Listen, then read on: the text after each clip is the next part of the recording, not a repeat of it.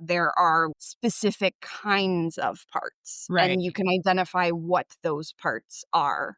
And like what I enjoy about his model is the self, which he describes as the part of you that has been never wounded or traumatized at all and is just like the pure, beautiful essence of you.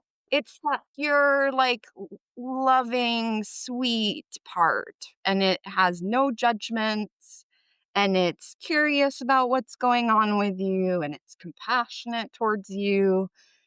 And it has a sense of calm. And it uses creativity to like help soothe you and see you.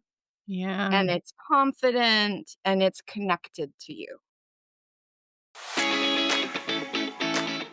Welcome to Settling is Bullshit, a sweary podcast about claiming your joy. If you are craving healthier boundaries, a greater sense of purpose, or an increased capacity to feel at ease in your own skin, then you are in the right place, my friend. I'm your host, Kate Blauk, joy activist and life coach to smart and sensitive humans. I'm here to offer you practical tools and playful encouragement to step forward and be your most awesome self. My hope is that each episode will leave you feeling a bit more empowered to make brave choices and claim your joy. Hello, my friend. I am super fucking excited to share today's episode with you because I've talked about parts work a lot in a lot of different episodes on this podcast, and we're finally going to do a deep dive and really talk about like what parts work is and how to apply it in your life and with your therapist. Parts work has been incredibly healing in my personal journey and also in the work that I do with clients.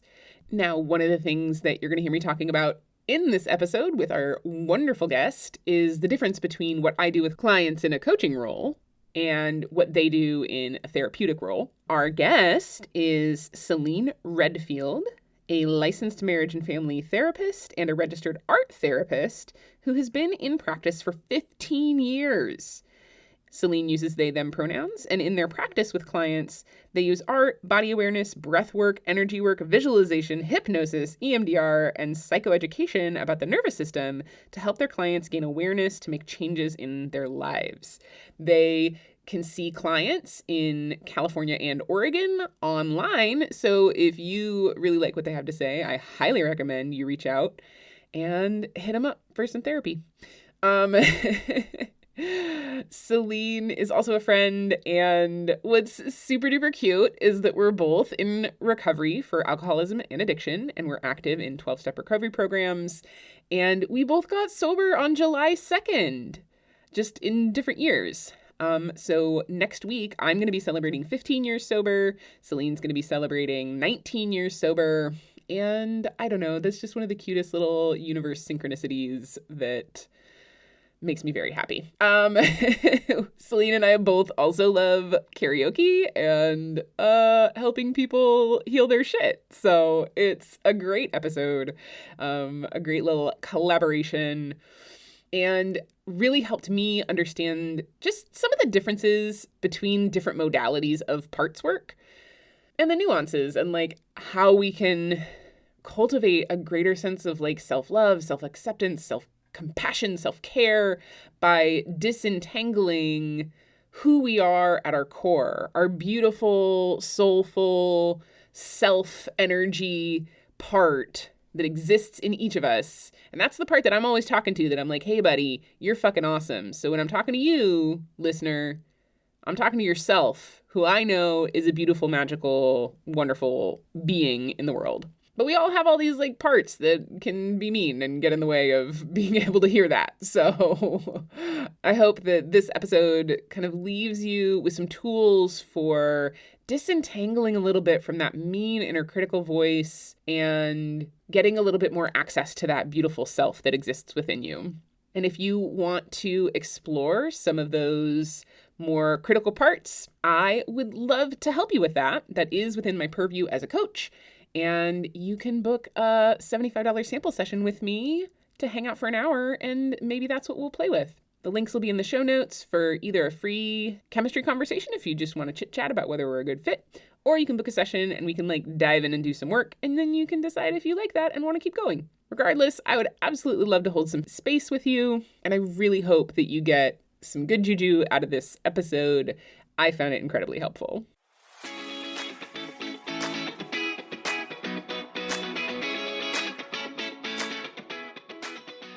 So you do art therapy, Yes. and then what else do you specialize in? Trauma, um, ADHD, neurospiciness, anxiety, Yeah. addiction, codependency, Yeah.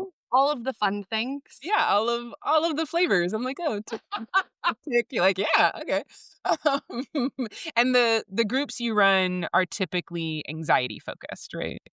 They're usually so since I was introduced to polyvagal theory, really what I try to do is to teach people how to regulate their nervous systems, Mhm. because I feel like everybody has nervous system problems. It's how they present that actually, and understanding what nervous system state they're in is how you treat it. Does that make sense? 100% as someone who is not an expert in this by any means, but has been learning about all this shit, in the last couple of years of like, "Oh, yeah, my nervous system is activated. What do I need to do about that?" Mhm. Mhm. So most of so I've been trying. It's funny. I've tried to run my anxiety group like 2 years in a row, and both times the universe has been like, "You don't need to do that this year." And I'm like, Mm. "What?" But the more that I do, like, nervous system based and, like, energy medicine based stuff, that's way more woo woo. People wanna go to that more than they want to go to a group about anxiety. Yeah. I mean, I would wanna go to the woo about nervous system stuff more than a group about anxiety, so I guess that makes sense. I'm the target audience. Because, Cool. like, I mean, I've been sort of, like, witchy woo woo for a long time, and, like, was sort of that way when I Mhm. went to school in 2009, but it's, like, grown so much more with my sobriety and Right. with, like, the way that I understand my perception of reality. Right. Um, but I was much more science-based because, like, my degree is in interpersonal neuroscience and art therapy, and then Okay. marriage and family therapy. Right. So, like, I can tell you how you're fucked up and how your system has messed you up, and then, like, how we can help your nervous system, like, learn to not be activated by those things. Amazing. Yeah, I feel like that is just, like, such a good I mean, that's my perception of what therapy should be. Um, right? And there's a lot of different modalities, and one of the modalities that I'm excited to talk to you about today, the sort of reason I invited you on, was to talk about parts work. Yeah, Because and so that what I want to first acknowledge Mhm. is that parts work is very old, and it used to be called shadow work, and that's been, like, Oh. practiced by indigenous people for a really fucking long time. So this is what therapists do. I'm gonna just call it Yeah, out. yeah. People just take shit that's indigenous and, like, brand it into their thing because everyone needs to have a product, right? Because we live in a capitalist society. But, like, really what it comes out of is, like, shadow work, which is Oh. indigenous. Yeah. Like, thank you for enlightening me in this moment about that, because it's like, I read about shadow work, I know shadow work's a thing. Read about parts work, I know parts work a thing. Nobody's like, "Oh, these are the same thing," but I when think that they're pretty much, I mean, like, they're well, packaged a little differently, right. and people have different jargon for it, and Yeah, that's, like, kind of the way that the therapy world is, unfortunately, because right, you need to have a product in order to become famous or right. Or write a book whatever. or Yeah. whatever. Yeah. Mhm. But no, but what's great about that is that you just made them connected in my brain so that I don't have to be doing two different things. Like I've been thinking, like I hear people talk about, oh, doing your shadow work. And I'm like, oh fuck, like another thing I gotta do. So I feel so much better being like, oh, actually they're very similar and So, and like Carl young. Jung talked a lot about the shadow self, right? And how that's the unconscious mind. And then that became really popular in the 80s when also, like, if anyone doesn't know about this, the ACA started then, Okay. So adult children of alcoholics. of alcoholics and dysfunctional families. And so that also uses a parts modality in it, but they use the terminology like inner family.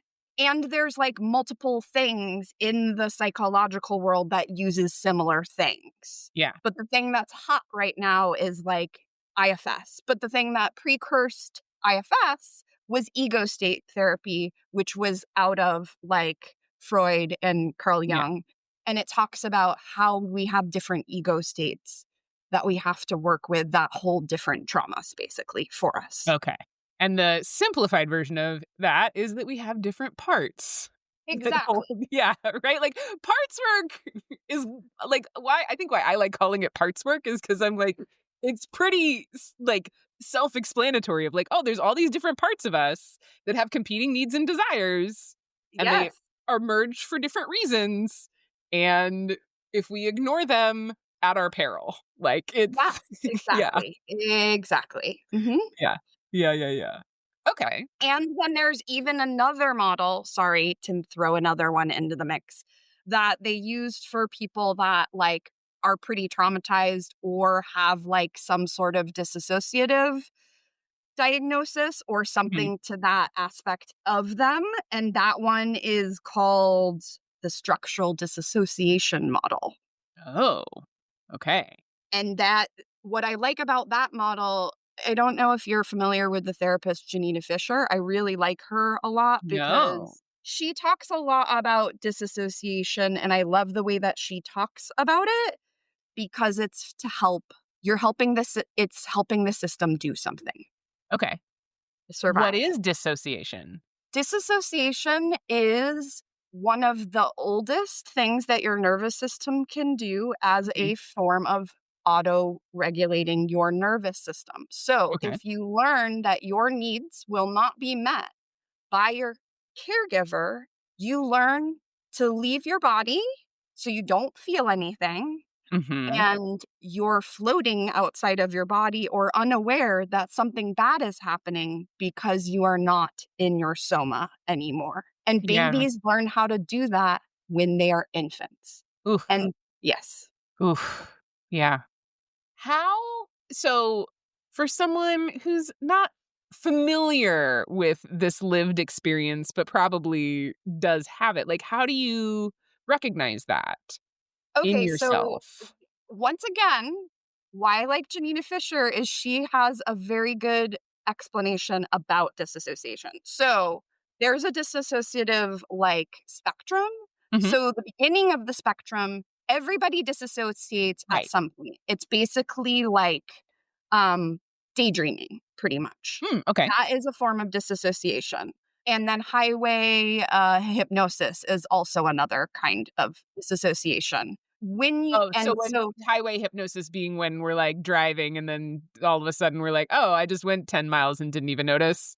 yes. Okay. Yeah, yeah, yeah. Mhm. Because you're so the way that I like to describe disassociation, if people are like, "I don't disassociate," and I'm like, "Well, do you ever just feel like you're engrossed in your thoughts and you completely forget that you have a body?" And most people are like, "Yes." Yeah. Uh-huh. Uh-huh. That's what I describe disassociation as because you're only like a head that's floating. Okay. Flag that's floating. And Right. then like how serious the disassociation is has to do with like how much time are you losing. So Totally. like someone who's got ADHD might be in the middle of the thing because they are still in touch with reality and can come back like in 5 minutes.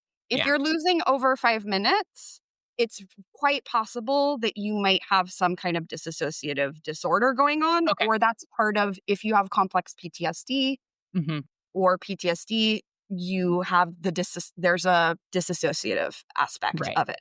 Yeah, and so that's a like, that is a unconscious coping strategy for dealing with the stressors of life, trauma Yes. responses, etcetera. It's a nice, like, vacation that you take for yourself, pretty much. Is it nice, though?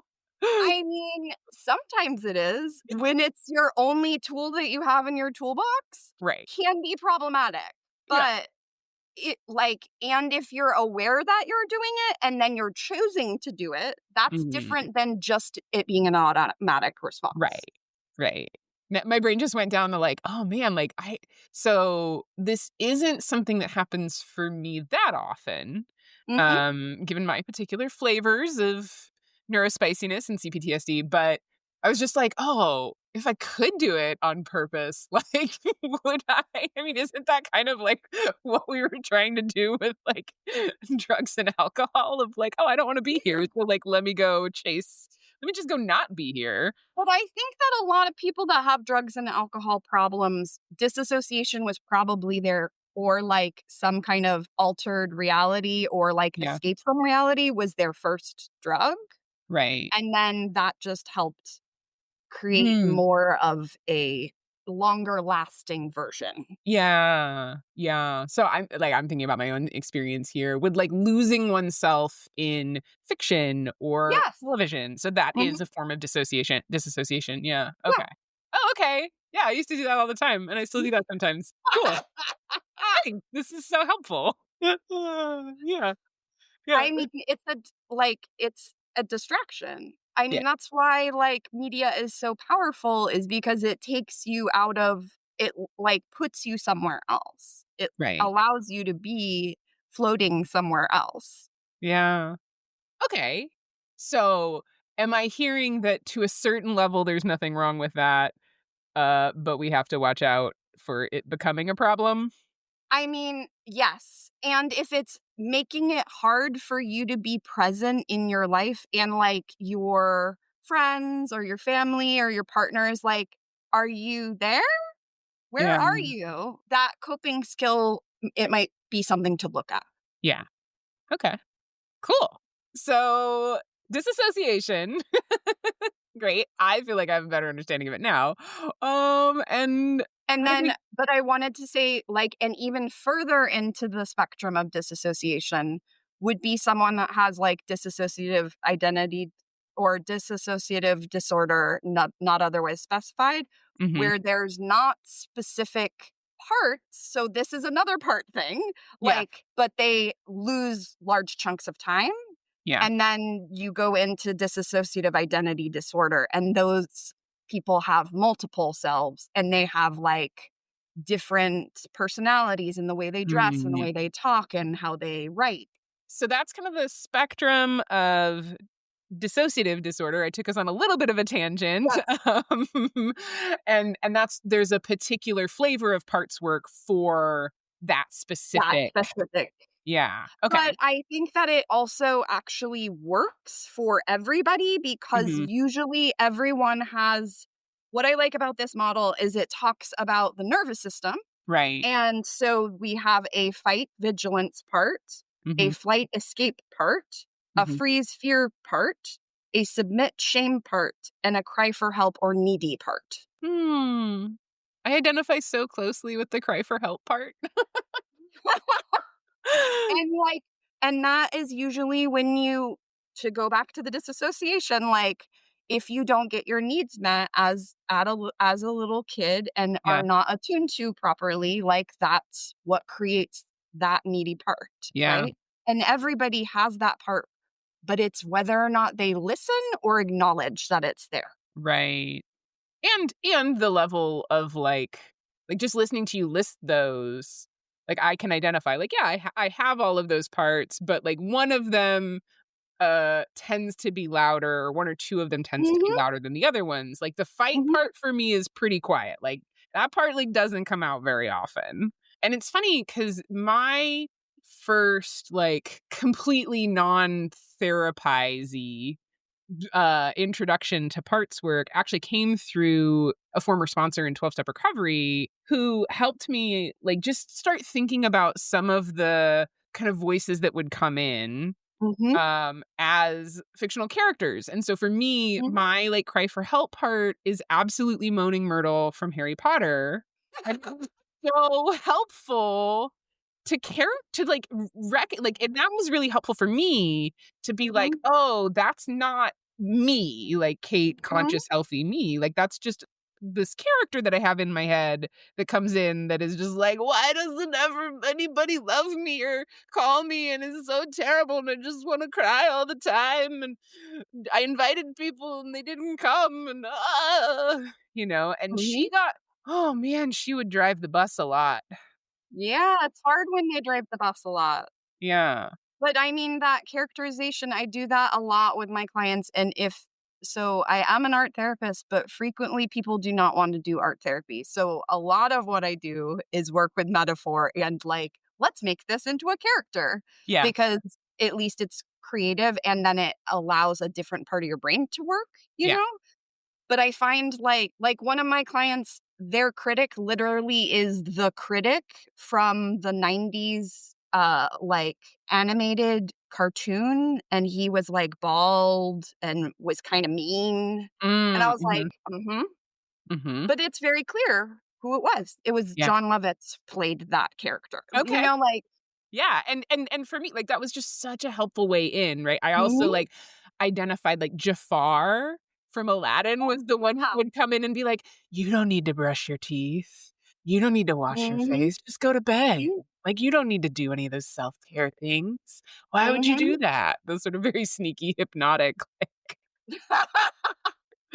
and, like, that was just so helpful, and that is something that I do with sponsees, it's something that I do with clients, I work with Mhm. metaphor as well, and one of the distinctions to me, in terms of my understanding of what, like, parts work in an official therapeutic framework is, and tell me if I'm Uh-huh. wrong, um, is really having a conversation with those parts and, like, working on healing that relationship. Mhm. And so for me, that's kind of one of the distinctions between coaching and therapy is like, I will help you find them and notice that they are Uh-huh. not you. And then if you want to Yeah. really go like figure out what's going on under the hood, like that's I'll send you to Celine. Like that's the Yeah. therapy. That's the therapy realm because I'm not trained as a therapist. Mhm. Hmm. Totally. And if we're to, like, go into, like, internal family systems, like, what Dick Schwartz has created is that there are, like, specific kinds of parts, Right. and you can identify what those parts are. And, like, what I enjoy about his model is the self, which he describes as the part of you that has been never wounded or traumatized at all and is just like the pure, beautiful essence of you. Oh, the listeners can't see me making a face right now, but I'm like, oh, that's It's that it's the most lovely. pure, like, loving, sweet part, right? And it has no judgments, and it's curious about what's going on with you, and it's compassionate towards you, and it has a sense of calm, and it's really clear how it talks to you, and it uses creativity to like help soothe you and see you, and it has courage because it's willing to do that with you, Yeah. and it's confident and it's connected to you.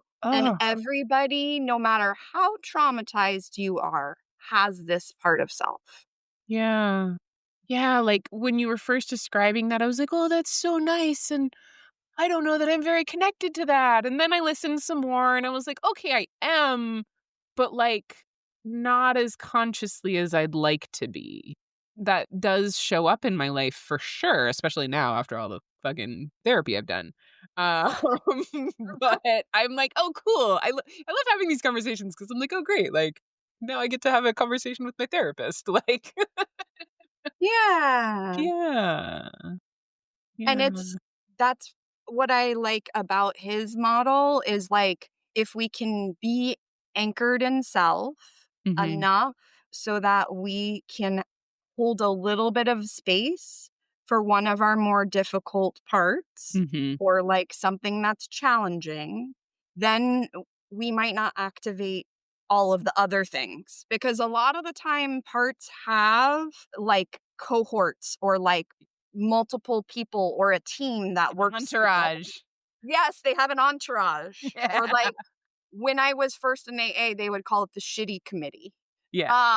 There's a lot of things that we've created in order to like survive in our lives, right? Yeah. And sometimes they're not always they're trying to be helpful, but sometimes they're not the most like recovered or open or calm. Yeah. They. I mean, I do, having delved Um into this. So he also identifies that we have like protectors, right? Uh-huh. And they fall into like two categories.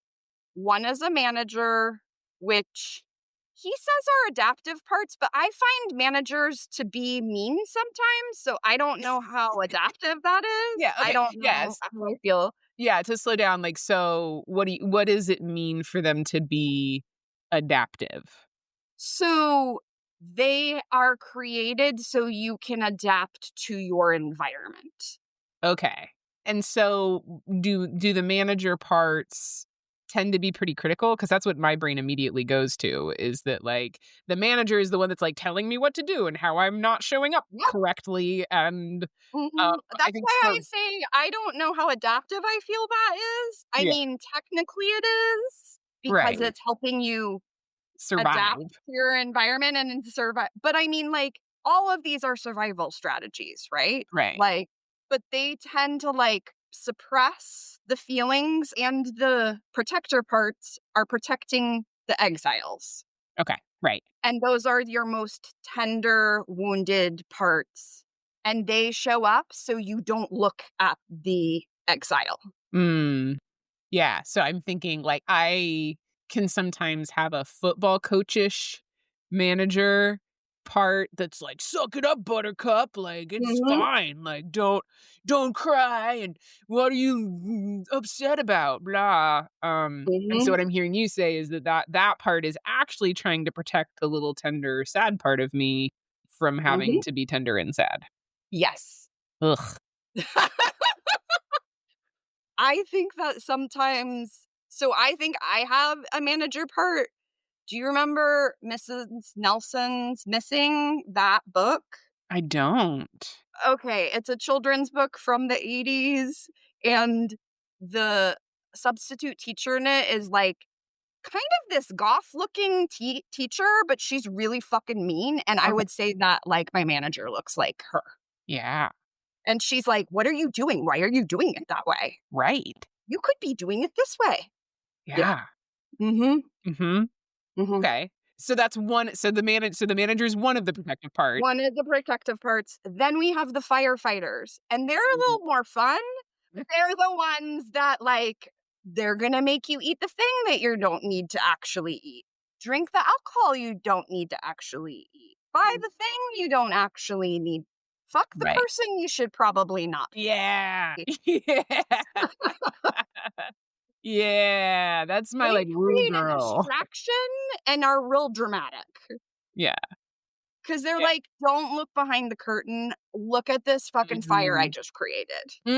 Oh my god, yeah, my I'm just thinking about before I got sober and, like, yeah, one of my firefighters yeah, she was the rescuer. She was like, "Oh, this, like, broken, very emotionally chaotic person, Mhm. you should date them so you don't have to look at your stuff, I and you feel can like just, that like, love them."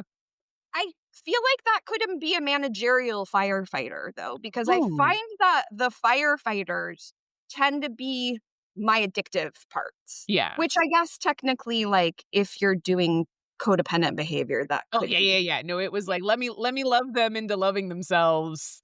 Like, Uh-huh. I'm not Yeah. okay if Mhm. you're not okay, like Uh-huh. yeah, yeah, yeah, yeah, yeah. "Let me go down in the ship with you. It's Yeah. better when there's 2." Yeah. Mhm. Oh, I'm so glad I don't do that anymore. It's way better. It's way better being single. Mhm. Uh-huh. Okay. So in what model are we in? This is IFS? This is IFS. Mhm. Okay. So we have managerial parts, firefighters, and those are the protective parts. And then the exiles. Behind would be the exiles, and Okay. those are the ones that hold your, like, most tender things, and Yeah. usually, there is at least one protector for each exile. Okay. So Interesting. for me, in the Uh-huh. work that I've done for myself, I like to think of them as specific ages because that Yeah. helps me. So, Yeah. like, I definitely have people that are in their, like, teens and 20s that are the more, like, managerial or firefightery, Mhm. and then it's, like, my younger selves are the Yeah. exiles. Yeah, my middle school self was really the, like, big category of Mhm, exile for me, like, she's usually the one that gets real activated because, like, for me, as a, like, undiagnosed neurospicy kiddo, I ended 8th grade having been, like, mercilessly bullied for being overweight mhm, and being the weird smart girl, and, like, mhm. I didn't have any friends at the end of 8th grade, and so, like, that poor little part of me, man, ooh. We've had to do a lot of work. I relate on that tip also. Yeah. Middle school is the fucking It's worst. so Whenever I bad. get someone, I'm like, "Oh, you know you're in hell right now. I just wanna let you know you're in hell." And they're Ugh. like, "Why are they so mean?" And I'm like, "Because you're in the asshole years, honey. I'm so sorry." Yeah. Yeah. Ugh, it's so Mhm. bad. It is so bad. And our little and those little middle schoolers in our souls just still need love. They do. They really do. Yeah. Mhm. Yeah. Okay. So there's usually at least one protector per that part? It depends on, like, how many things that a protector has been created to take care of, and this Yeah. is where, like so, like, to go back to when we were talking about the dissociative identity Uh-huh. disorder, like, basically, they needed to create a whole whole 'nother personality Mm. that was a manager or firefighter in order to protect their exile. Yeah. So it's the same, just on a larger scale, Yeah. And and so what yeah, so then what happens so I know it happens sort of I haven't, like, explicitly done parts work necessarily with in therapy, like, it's come out in EMDR sessions for sure. yeah, yeah, mhm, Um, that still counts. yeah, I guess my question is, what does it look like in a therapeutic context beyond EMDR? Like, how does parts work? What do you do in therapy with that? Like, obviously, the first step would be identifying the parts. And Yes. and then what happens? Then you get to try to bring self energy in Okay. and see if it's possible to, like, help unburden that. Mm, Because everybody is carrying a burden within your system. And the reason why your system is staying the same is because those parts have not been unburdened, because no one has listened to them. And they don't realize that they have a choice to do something else. okay. Can you give me an example? So, a firefighting part Mhm. might tell you to smoke whenever you're feeling anxious. Right. Oh my And god. so, So I do so my, like, little 20-something firefighter part, my little party girl firefighter part, like, yeah, still does miss cigarettes sometimes. Like, I haven't had a cigarette in 15 years, but, like, every once in a while, I'll smell one and she's like, "Oh, man, we should smoke that." for I have also not smoked in 15 years, but the only thing my teenage self misses is, uh, clove cigarettes, not Oh. fucking real cigarettes, because real cigarettes smell so bad to me now. I they should. It's funny because it's like I don't really miss like, it's rare that I miss drinking. I am finally in a place where I super don't miss smoking weed, but, like, especially when I'm stressed, like, that's one of my little canary in the coal mine signs is when, like, cigarettes start smelling Oh, good, I'm yeah. like, "Oh, something's up." I understand that. I mean, I kept relapsing on cigarettes for the first, like, 5 years of my sobriety because it was the one I was like, "I'm not doing good. I need to shove down these emotions. I'm gonna smoke some cigarettes." Yeah, I'm really fucking glad that I just, like, happened to quit smoking cigarettes, like, 6 months before I quit drinking. Mm. 'Cause I'd gotten to the place where I wanted to quit and then was only smoking when I was drinking, and so then, like, weaned myself off that, but if it had been the other way around, it would've taken me way longer to quit smoking. Um, Yeah. yeah.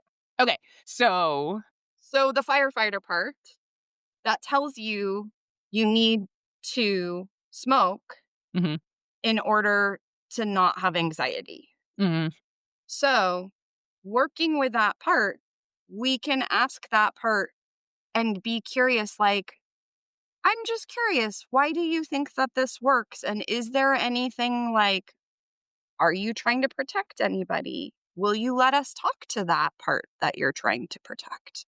And once you build enough like trust within your system, some of your protectors might actually allow you to talk to your exiles.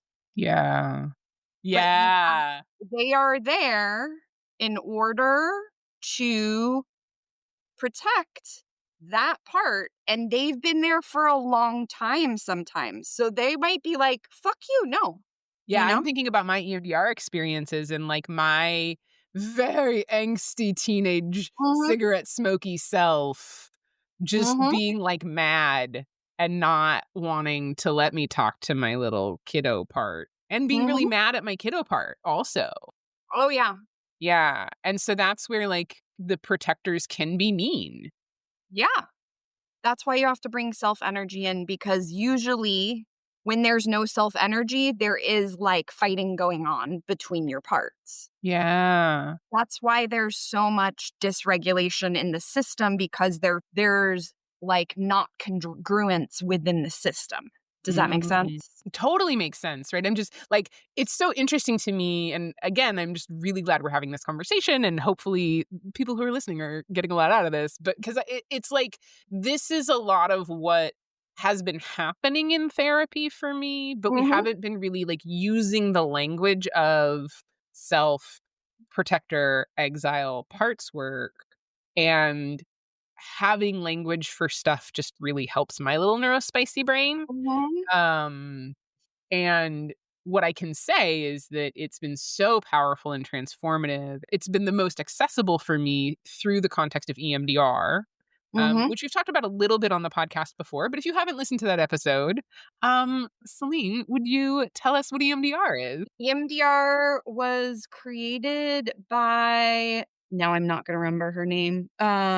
Her That's last name is okay. Shapiro, and she worked with combat veterans, and she started having them do bilateral eye movements in order to reprocess their trauma. And she learned that people could move pretty quickly through reprocessing trauma just by doing eye movements, pretty Yeah. much. And so, what EMDR mimics is the REM sleep. And that's Okay. why they think it actually works. But basically, it's eye movement, desensitization, reprocessing. But in EMDR, you don't have to do eye movement. Some people can't. So you can use paddles. It's the bilateral stimulation between the right and left hemispheres of the brain, which brings an adaptive perspective to the situation that you are working on. Yeah. When I did it, I had an app that would do and I would wear Mhm. headphones Yeah. and it would do beeping, right? So it's Yeah. really about the bilateral stimulation. Mhm. And that does brain jujitsu is what I would call it to get your brain into a state where the stuff that is stuck can get Mhm. processed appropriately and filed where it should be instead Right. of being activated and making you think like the thing that happened back then is happening right now. And that is because most traumatic memories are stuck on the right hemisphere of the brain, which Mm. is the more creative part of the brain, but doesn't have a way to process that information in a helpful way. So when you do EMDR, you're integrating the left hemisphere of logic and creativity and trauma together. And that's why Oh. it's free doing it. Interesting. So trauma typically gets stored in the right side of the brain, which is the creative side of the brain. Hmm. So is that where art therapy comes in if people are willing to do it? Yes. And that is why when I have someone that's like, "I'm fine, I'm fine," I'm like, "Can we make an image of what's going on with you?" So, like, I used to work at the LA Gay and Lesbian Center before it was the LGBTQ Center in 2012 as an intern, and this guy had HIV and he was coming to get services, and I was like, "So what's going on?" And he's like, "I'm fine, I'm fine, I'm fine." And I'm like, "Okay." And I was about to not give him therapeutic services because I was like, "This guy's fine." And then I was like, "Could you draw me a picture of what's going on with you?" And then we talked about the picture, and he's like, "Oh, this is the deep sadness that I feel within me right now." So, like, when you get into the right side of the brain, that side can't lie. The left side of your brain can Oh. lie and can Oh, tell you that you're fine. interesting. Mhm. Yeah, I've been reading a lot lately, and there's a Huberman Lab episode all about a journaling protocol for working through trauma and like Mm. writing out your Mhm. experiences and like how Is it um cognitive processing or no? probably, I don't Okay. know. If you haven't picked up by now, the like official terms for things don't like it's if it sounds sciency, it doesn't stick in my brain so good. My little right side's like, we don't need that information. La la la. I think it's cognitive processing, but I could be Probably. wrong. Mhm.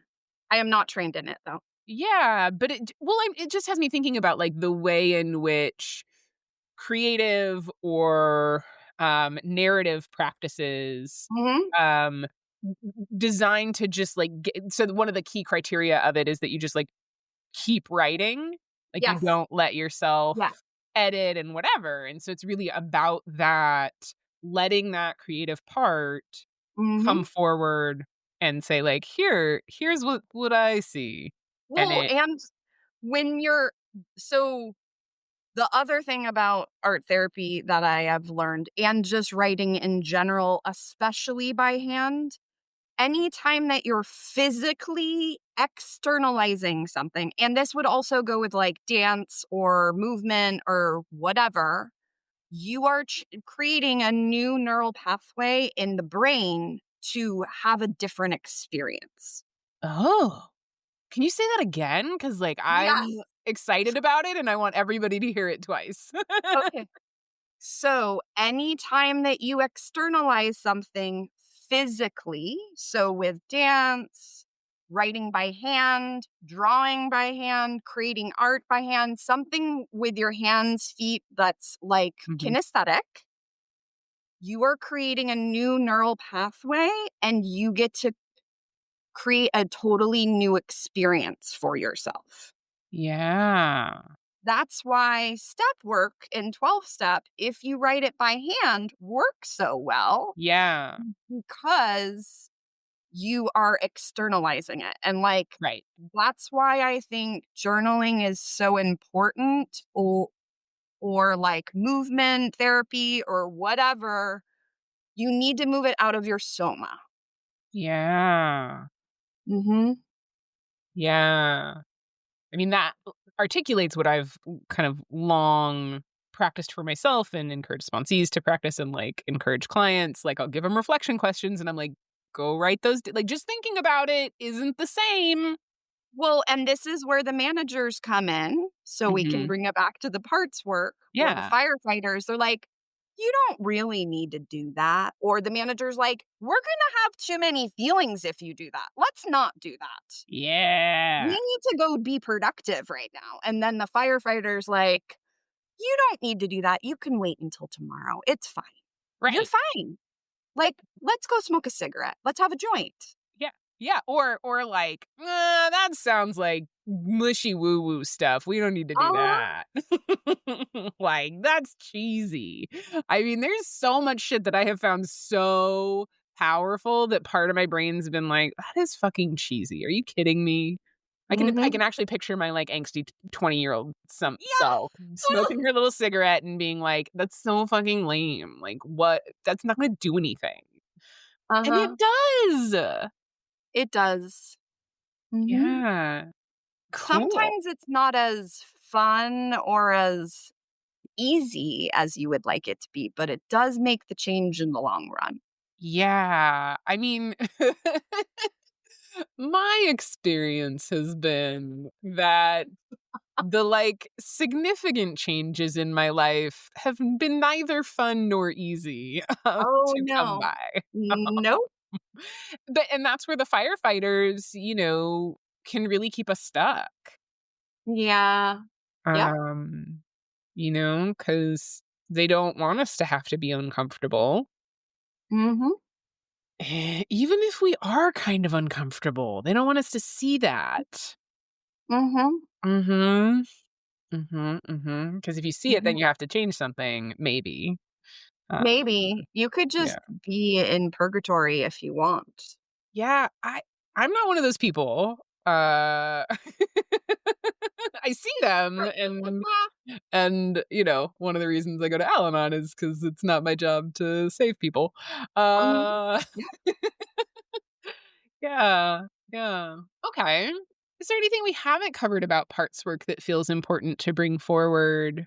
Mm, so really learning to love all of your parts, even if you find them to be annoying or uncomfortable or like needy or mean or whatever you look at them and you're like, oh, this makes me unlovable or something in some sort of way. Mhm. Like you need to love those parts even more. So Mm. like this work is about like loving all parts of you no matter what. Oh, man, I, like, know you're right, and I, like, can embody like, when I'm really accessing myself Yeah. energy, I can do that, but it's like, I'm thinking about the example I brought up at the beginning, and it's like, even Jafar, like, ho Jafar is so unlovable, like, how am I But gonna get there? Jafar was a little kid at some point too. He just turned into that as a coping mechanism and survival stance. I mean, when you put it like that. all all villains are lovable in their own special way. You just like my true trick when I'm like really pissed at people or think they're evil, I try to see them at the age where their wounding was. Yeah, And then I have a lot more compassion for them, even if they're fucking shit up. totally, and and I'm I'm in a place in my life where, like, I can do that with, like, people who don't live in my head, right? That it's like, "Oh, Yeah. I see your wounding, like, I'm gonna excuse myself," but, like, And also some of your parts, I believe this, it doesn't. So, this is my theory. It may already be out there, but I will just say, I don't, this is coming, this is my belief. mhm, I don't have sources to back it up. Um, I think that some of the parts are from intergenerational trauma and aren't mm. always yours. Ooh, yeah.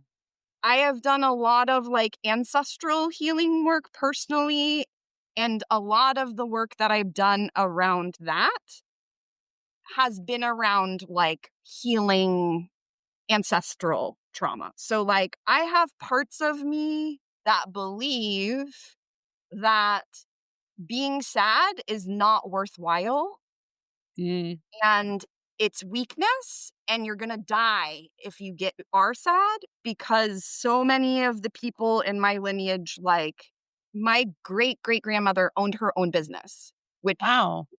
yeah, but she didn't have time to be fucking sad, No. right? Yeah, you can't. I mean, that was a while ago, and you certainly couldn't be sad and a woman owning a business back then. Nope. Okay. So, certain things I believe and have experienced through other healing modalities that I am carrying things that might not be mine. They're just a part of my DNA. Yeah. That lands really well with me. I haven't really explored that, but it definitely tracks that, like, I can identify some of the parts of me that don't really feel mine.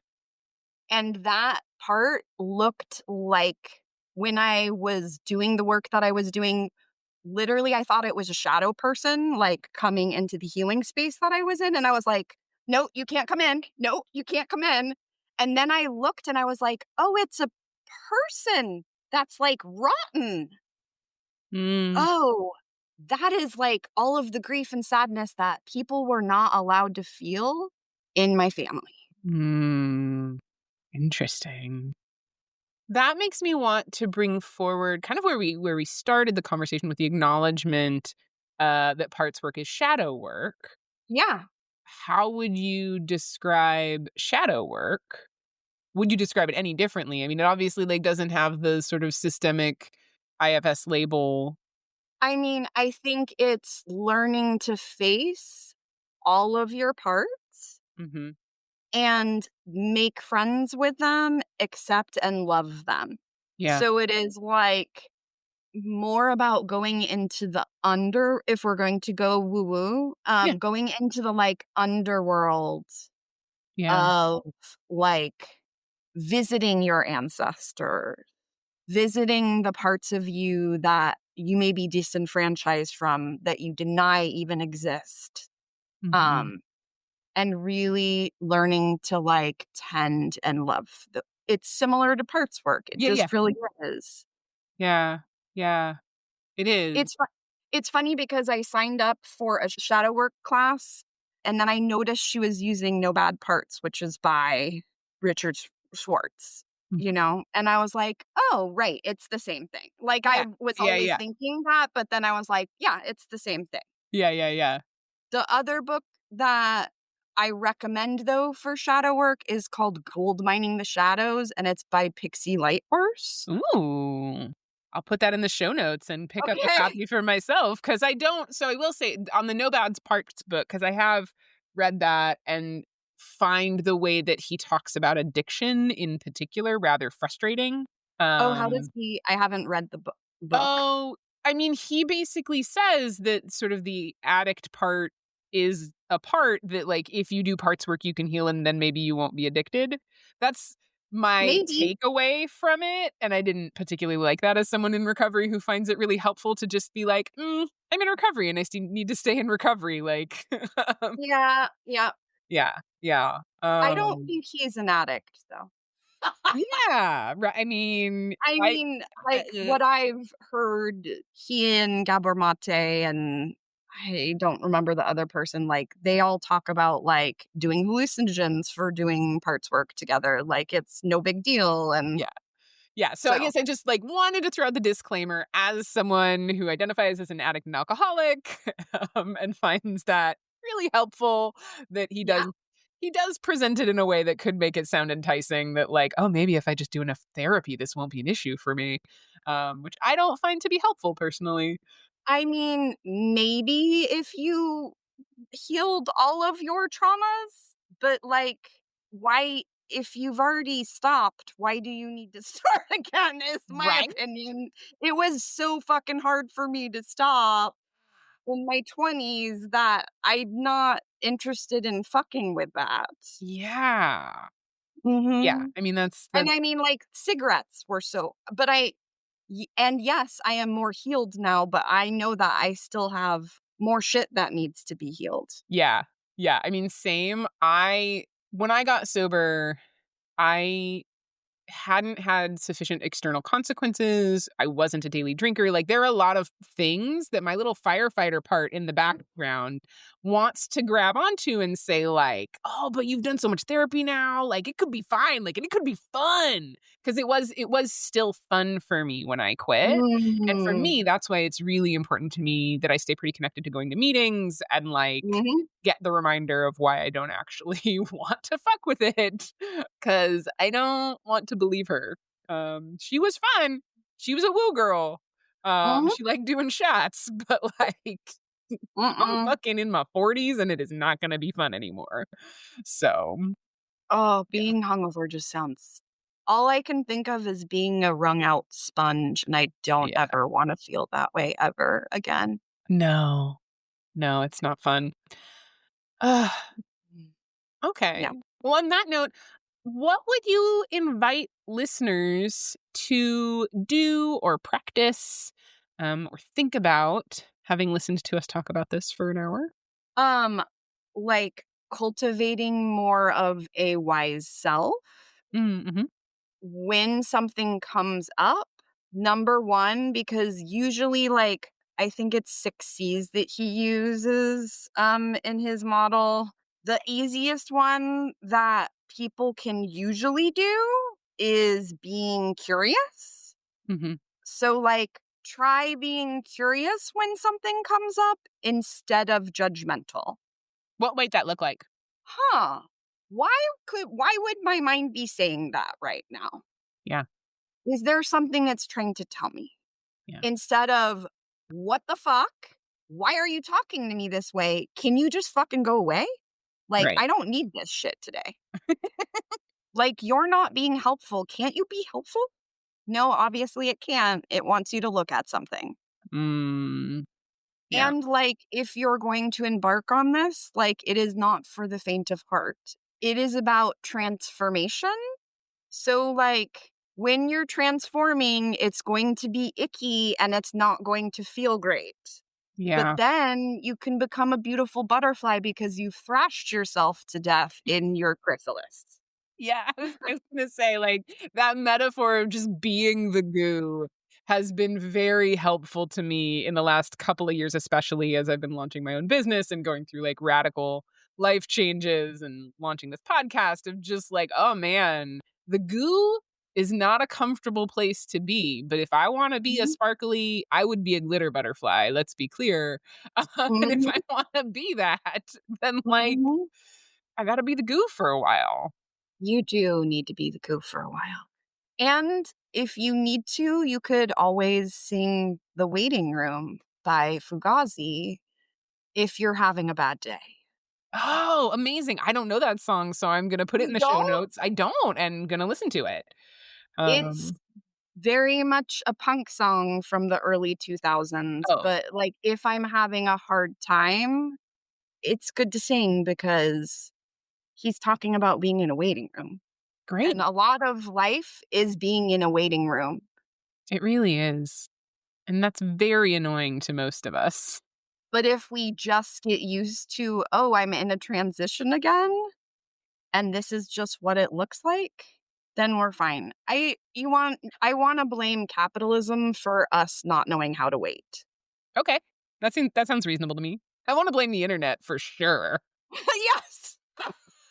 Like, definitely smartphones and the internet, are deeply to blame, but it probably did start before that. Mhm. Oh, awesome, Celine, thank you so much. This has been lovely. Of course. If someone wants to work with you or find you, how do they do that? They can reach out to me on my website. It's innergrowththerapy.com. And I believe my handle on Instagram, but I'm not great at looking at it. So emailing me would probably be better. Uh, And then, final question, what brings you joy? lots of things bring me joy, but I really love private room karaoke. So if you're having a shitty day, you can always go do private room karaoke. Yeah. Or like going for a walk without headphones and just listening to the birds and looking at whatever nature is around you. So you can Mm. see that stuff is always changing all of the time, Stuff is always changing all the time. And often that is awesome. right? Nature just goes through its cycle and it doesn't have any opinions about it. We're not like nature. We don't go through our cycles and have no opinions about it. No, we have strong opinions about it. Yeah. So, yeah, I love that. It's not raining this afternoon in Portland, Oregon, so I think I'm gonna end this conversation by saying thank you so much. I'm gonna go for a walk. Yay! Me too.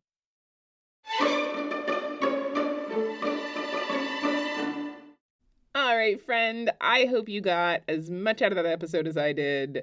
And I just wanted to jump in and remind you that if you want to keep chit-chatting about this, you can book a call with me. You can book a session with me. Or you can just hit me up on the social media or via email, kate@settlingisbullshit.com.